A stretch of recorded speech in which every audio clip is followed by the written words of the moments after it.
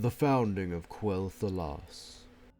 The High Elves, led by Dathramar, left Kalimdor behind them and challenged the storms of the Maelstrom.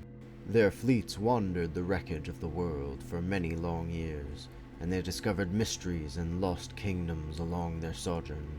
Dathramar, who had taken the name Sunstrider, or He Who Walks the Day, sought out places of considerable lay power upon which to build a new homeland for his people. His fleet finally landed on the beaches of the kingdom men would later call Lordaeron. Forging inland, the High Elves founded a settlement within the tranquil Tirisful glades. After a few years, many of them began to go mad.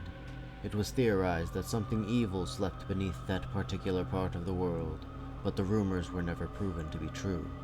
The High Elves packed up their encampment and moved northward towards another land rich with ley energies.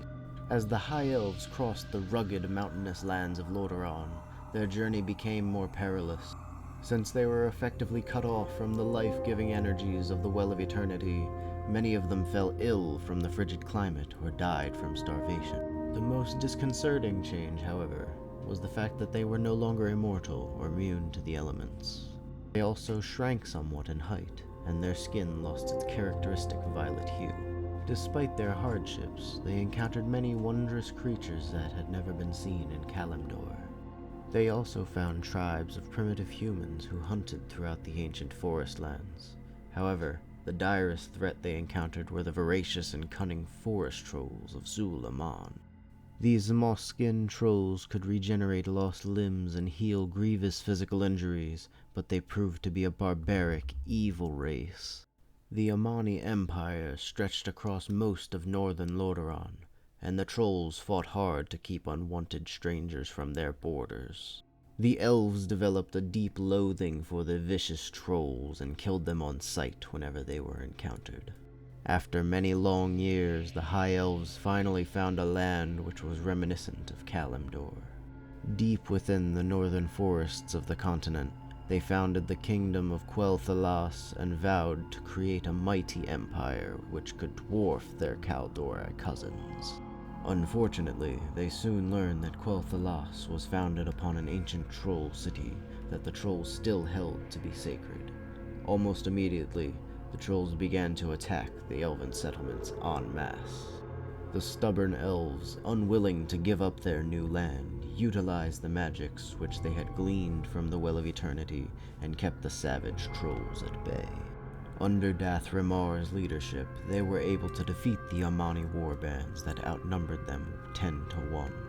Some elves, wary of the Kaldori's ancient warnings, felt that their use of magic might possibly draw the attention of the banished Burning Legion. Therefore, they decided to mask their lands within a protective barrier which would still allow them to work their enchantments.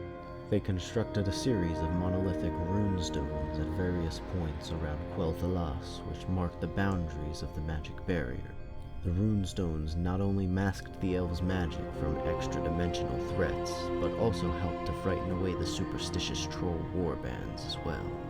As time wore on, Quel'Thalas became a shining monument to the High Elves' efforts and magical prowess. Its beauteous palaces were crafted in the same architectural style as the ancient halls of Kalimdor, yet they were interwoven with the natural topography of the land. Quel'Thalas had become the shining jewel that the elves longed to create. The Convocation of Silvermoon was founded as the ruling power over Quel'Thalas, though the Sunstrider dynasty maintained a modicum of political power. Comprised of 7 of the greatest High Elf lords, the Convocation worked to secure the safety of the elven lands and people. Surrounded by their protective barrier, the High Elves remained unmoved by the old warnings of the Kaldori and continued to use magic flagrantly and in almost all aspects of their lives. For nearly 4,000 years, the High Elves lived peacefully within the secluded safety of their kingdom. Nevertheless, the vindictive trolls were not so easily defeated. They plotted and schemed in the depths of the forest and waited for the numbers of their warbands to grow. Finally, a mighty troll army charged out from the shadowy forests and once again laid siege to the shining spires of Quel'Thalas.